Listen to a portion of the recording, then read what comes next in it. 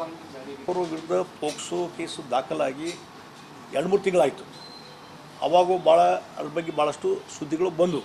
ಆದರೆ ಈ ಕಳೆದ ಎರಡು ದಿವಸದಿಂದ ಇದಕ್ಕೆ ಹೆಚ್ಚು ತೀವ್ರಗತಿ ಬರ್ತಾ ಇದೆ ಅಂತಂದರೆ ಇದರಲ್ಲಿ ರಾಜಕೀಯ ಕಾರಣಗಳ ಒಂದು ಸಂಶಯ ಚಾಲು ಆಗ್ತದೆ ಎಲ್ಲರಿಗೆ. ಹಿಂದೆ ಇದೇ ಗೃಹ ಮಂತ್ರಿಗಳು ಪರಮೇಶ್ವರ್ ಏನಂತ ಅಂದರು, ಯಾರು ಕಂಪ್ಲೇಂಟ್ ಕೊಟ್ಟಾಳ ಆ ಹೆಣ್ಮಗಳು 50-60 ಮಂದಿ ಮೇಲೆ ಹಿಂಗೆ ಕಂಪ್ಲೇಂಟ್ ಕೊಟ್ಟಾಳ್ರಿ, ಒಂದು ಮಾನಸಿಕ ಅಸ್ವಸ್ಥ ಇದ್ದಂಥ ಹೆಣ್ಮಗಳಕ್ಕಿ ಅನ್ನುವಂಥ ರೀತಿಯಲ್ಲಿ ಅಬ್ಸರ್ವೇಷನ್ ಮಾಡಿದರು. ಅಂದರೆ ಈ ಕಂಪ್ಲೇಂಟ್ಗೆ ಅಷ್ಟು ಮಹತ್ವ ಇಲ್ಲ ಅನ್ನುವಂಥ ರೀತಿಯಲ್ಲಿ ಹೋಮ್ ಮಿನಿಸ್ಟ್ರೇ ಹೇಳಿದರು. ಈಗ 2 ದಿವಸದಲ್ಲಿ ಏನು ಬದಲಾವಣೆ ಆಯಿತು ನನಗೆ ಅರ್ಥ ಆಗ್ತಾ ಇಲ್ಲ. ಡೆಫಿನೆಟ್ಲಿ ಈಗ ಸರ್ಕಾರ ಇಕ್ಕಟ್ಟಲ್ಲಿ ಸಿಕ್ಕಿದೆ. ನಾಗೇಂದ್ರ ರಾಜೀನಾಮೆ ಕೊಟ್ಟು ಹೋಗಿದ್ದಾರೆ. ಆ ಹಿನ್ನೆಲೆಯಲ್ಲಿ ಇವತ್ತು ತಮ್ಮ ತಪ್ಪುಗಳನ್ನು ಮುಚ್ಕೊಳ್ಳೋಕ್ಕೆ ಇವತ್ತು ದೊಡ್ಡ ವ್ಯಕ್ತಿಗಳನ್ನು ತೋರಿಸಿ ಅವ್ರ ಮೇಲೆ ಅರೆಸ್ಟ್ ಮಾಡ್ತೀವಿ ಮತ್ತೊಂದು ಅಂತೇಳಿ ಯಡಿಯೂರಪ್ಪ ಅಂತವ್ರನ್ನ ಇವತ್ತು ಜನರ ಒಂದು ಮನಸ್ಸನ್ನು ಬೇರೆ ಕಡೆ ಎಳೆಯುವಂಥದ್ದು, ಬೇರೆ ಕಡೆ ಗಮನ ಸೆಳೀಲಿಕ್ಕೆ ಇದೊಂದು ಪ್ರಯತ್ನ ಅಂತ ನಾನು ತಿಳ್ಕೊಂಡಿದ್ದೀನಿ. ಯಾಕಂದರೆ ಅವರು ಕಂಪ್ಲೇಂಟ್ ಕೊಟ್ಟಿದ್ದು, ಆ ಕಂಪ್ಲೇಂಟ್ ಯಾರು ಕೊಟ್ಟಿದ್ದಲ್ಲ ಅವಳು ಸತ್ತು ಹೋಗಿದ್ದಾಳೆ ತಾಯಿ. ಹೀಗಾಗಿ ಆ ಹೆಣ್ಮಗಳು ಯಾರು ಸಂತ್ರಸ್ತ ಅಂತ ಹೇಳಿದ್ರೆ ಆಕಿದು ವೈಯಕ್ತಿಕವಾದಂಥ ಯಾವುದೂ ಕಂಪ್ಲೇಂಟ್ ಇಲ್ಲ ಮತ್ತು ಇಲ್ಲಿವರೆಗೆ ಯಾವುದೂ ಇನ್ಸಿಸ್ಟೆನ್ಸ್ ಇಲ್ಲ.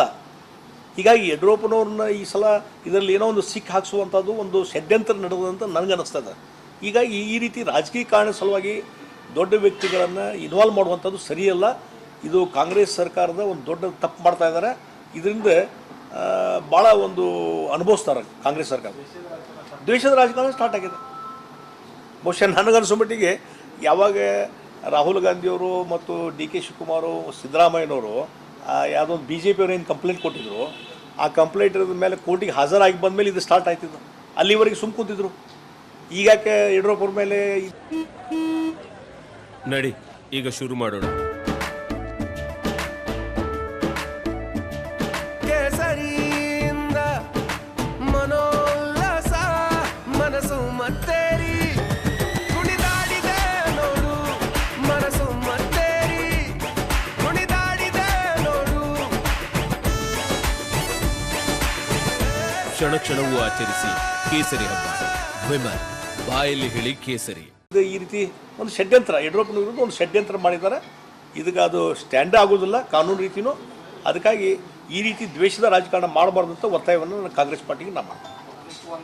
ಅವರ ವಿರುದ್ಧ ಪೋಕ್ಸೋ ಕೇಸು ದಾಖಲಾಗಿ 2-3 ತಿಂಗಳಾಯಿತು.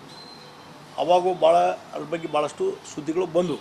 ಆದರೆ ಈ ಕಳೆದ ಎರಡು ದಿವಸದಿಂದ ಇದಕ್ಕೆ ಹೆಚ್ಚು ತೀವ್ರಗತಿ ಬರ್ತಾ ಇದೆ ಅಂತಂದರೆ ಇದರಲ್ಲಿ ರಾಜಕೀಯ ಕಾರಣಗಳ ಒಂದು ಸಂಶಯ ಚಾಲು ಆಗ್ತದೆ ಎಲ್ಲರಿಗೆ. ಹಿಂದೆ ಇದೇ ಗೃಹ ಮಂತ್ರಿಗಳು ಪರಮೇಶ್ವರ್ ಏನಂತ ಅಂದರು, ಯಾರು ಕಂಪ್ಲೇಂಟ್ ಕೊಟ್ಟಾಳ ಆ ಹೆಣ್ಮಗಳು 50-60 ಮಂದಿ ಮೇಲೆ ಹಿಂಗೆ ಕಂಪ್ಲೇಂಟ್ ಕೊಟ್ಟಾಳ್ರಿ, ಒಂದು ಮಾನಸಿಕ ಅಸ್ವಸ್ಥ ಇದ್ದಂಥ ಹೆಣ್ಮಗಳಕ್ಕಿ ಅನ್ನುವಂಥ ರೀತಿಯಲ್ಲಿ ಅಬ್ಸರ್ವೇಷನ್ ಮಾಡಿದರು. ಅಂದರೆ ಈ ಕಂಪ್ಲೇಂಟ್ಗೆ ಅಷ್ಟು ಮಹತ್ವ ಇಲ್ಲ ಅನ್ನುವಂಥ ರೀತಿಯಲ್ಲಿ ಹೋಮ್ ಮಿನಿಸ್ಟ್ರೇ ಹೇಳಿದರು. ಈಗ 2 ದಿವಸದಲ್ಲಿ ಏನು ಬದಲಾವಣೆ ಆಯಿತು ನನಗೆ ಅರ್ಥ ಆಗ್ತಾ ಇಲ್ಲ. ಡೆಫಿನೆಟ್ಲಿ ಈಗ ಸರ್ಕಾರ ಇಕ್ಕಟ್ಟಲ್ಲಿ ಸಿಕ್ಕಿದೆ. ನಾಗೇಂದ್ರ ರಾಜೀನಾಮೆ ಕೊಟ್ಟು ಹೋಗಿದ್ದಾರೆ. ಆ ಹಿನ್ನೆಲೆಯಲ್ಲಿ ಇವತ್ತು ತಮ್ಮ ತಪ್ಪುಗಳನ್ನು ಮುಚ್ಕೊಳ್ಳೋಕ್ಕೆ ಇವತ್ತು ದೊಡ್ಡ ವ್ಯಕ್ತಿಗಳನ್ನು ತೋರಿಸಿ ಅವ್ರ ಮೇಲೆ ಅರೆಸ್ಟ್ ಮಾಡ್ತೀವಿ ಮತ್ತೊಂದು ಅಂತೇಳಿ ಯಡಿಯೂರಪ್ಪ ಅಂತವ್ರನ್ನ ಇವತ್ತು ಜನರ ಒಂದು ಮನಸ್ಸನ್ನು ಬೇರೆ ಕಡೆ ಎಳೆಯುವಂಥದ್ದು, ಬೇರೆ ಕಡೆ ಗಮನ ಸೆಳೀಲಿಕ್ಕೆ ಇದೊಂದು ಪ್ರಯತ್ನ ಅಂತ ನಾನು ತಿಳ್ಕೊಂಡಿದ್ದೀನಿ. ಯಾಕಂದರೆ ಅವರು ಕಂಪ್ಲೇಂಟ್ ಕೊಟ್ಟಿದ್ದು, ಆ ಕಂಪ್ಲೇಂಟ್ ಯಾರು ಕೊಟ್ಟಿದ್ದಲ್ಲ ಅವಳು ಸತ್ತು ಹೋಗಿದ್ದಾಳೆ ತಾಯಿ. ಹೀಗಾಗಿ ಆ ಹೆಣ್ಮಗಳು ಯಾರು ಸಂತ್ರಸ್ತ ಅಂತ ಹೇಳಿದ್ರೆ ಆಕಿದು ವೈಯಕ್ತಿಕವಾದಂಥ ಯಾವುದೂ ಕಂಪ್ಲೇಂಟ್ ಇಲ್ಲ ಮತ್ತು ಇಲ್ಲಿವರೆಗೆ ಯಾವುದೂ ಇನ್ಸಿಸ್ಟೆನ್ಸ್ ಇಲ್ಲ. ಹೀಗಾಗಿ ಯಡಿಯೂರಪ್ಪನವ್ರನ್ನ ಈ ಸಲ ಇದರಲ್ಲಿ ಏನೋ ಒಂದು ಸಿಕ್ ಹಾಕಿಸುವಂಥದ್ದು ಒಂದು ಷಡ್ಯಂತ್ರ ನಡೆದಂತ ನನಗೆ ಅನ್ನಿಸ್ತದೆ. ಹೀಗಾಗಿ ಈ ರೀತಿ ರಾಜಕೀಯ ಕಾರಣ ಸಲುವಾಗಿ ದೊಡ್ಡ ವ್ಯಕ್ತಿಗಳನ್ನು ಇನ್ವಾಲ್ವ್ ಮಾಡುವಂಥದ್ದು ಸರಿಯಲ್ಲ. ಇದು ಕಾಂಗ್ರೆಸ್ ಸರ್ಕಾರದ ಒಂದು ದೊಡ್ಡ ತಪ್ಪು ಮಾಡ್ತಾ ಇದ್ದಾರೆ. ಇದರಿಂದ ಭಾಳ ಒಂದು ಅನುಭವಿಸ್ತಾರೆ ಕಾಂಗ್ರೆಸ್ ಸರ್ಕಾರ. ದ್ವೇಷದ ರಾಜಕಾರಣ ಸ್ಟಾರ್ಟ್ ಆಗಿದೆ.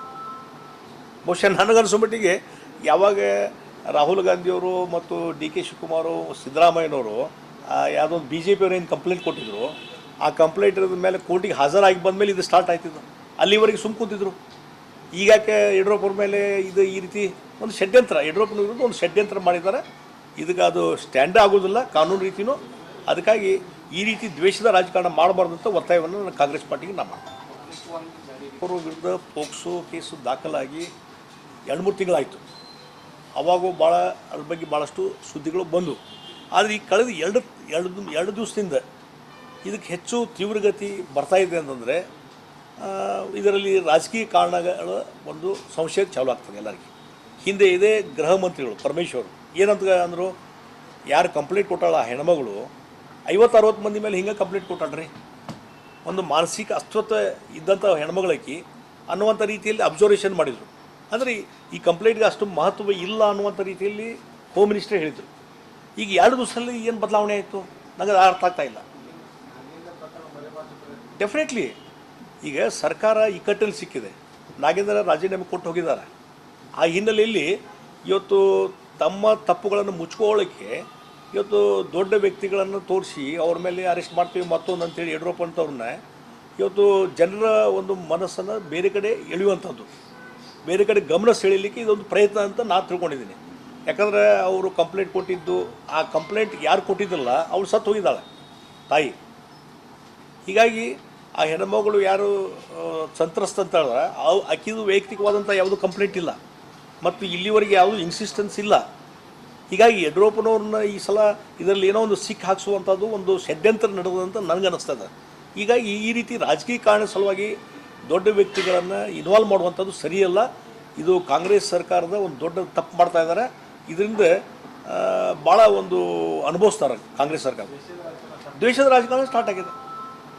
ಬಹುಶಃ ನನಗನ್ಸೋ ಮಟ್ಟಿಗೆ ಯಾವಾಗ ರಾಹುಲ್ ಗಾಂಧಿಯವರು ಮತ್ತು ಡಿ ಕೆ ಶಿವಕುಮಾರು, ಸಿದ್ದರಾಮಯ್ಯನವರು ಯಾವುದೊಂದು BJP ಅವರು ಏನು ಕಂಪ್ಲೇಂಟ್ ಕೊಟ್ಟಿದ್ರು, ಆ ಕಂಪ್ಲೇಂಟ್ ಮೇಲೆ ಕೋರ್ಟಿಗೆ ಹಾಜರಾಗಿ ಬಂದಮೇಲೆ ಇದು ಸ್ಟಾರ್ಟ್ ಆಯ್ತಿದ್ದು. ಅಲ್ಲಿವರೆಗೆ ಸುಮ್ಮ ಕೂತಿದ್ರು. ಈಗಾಕೆ ಯಡಿಯೂರಪ್ಪರ ಮೇಲೆ ಇದು ಈ ರೀತಿ ಒಂದು ಷಡ್ಯಂತ್ರ, ಯಡಿಯೂರಪ್ಪನ ವಿರುದ್ಧ ಒಂದು ಷಡ್ಯಂತ್ರ ಮಾಡಿದ್ದಾರೆ. ಇದಕ್ಕೆ ಅದು ಸ್ಟ್ಯಾಂಡೇ ಆಗೋದಿಲ್ಲ ಕಾನೂನು ರೀತಿಯೂ. ಅದಕ್ಕಾಗಿ ಈ ರೀತಿ ದ್ವೇಷದ ರಾಜಕಾರಣ ಮಾಡಬಾರ್ದಂತ ಒತ್ತಾಯವನ್ನು ಕಾಂಗ್ರೆಸ್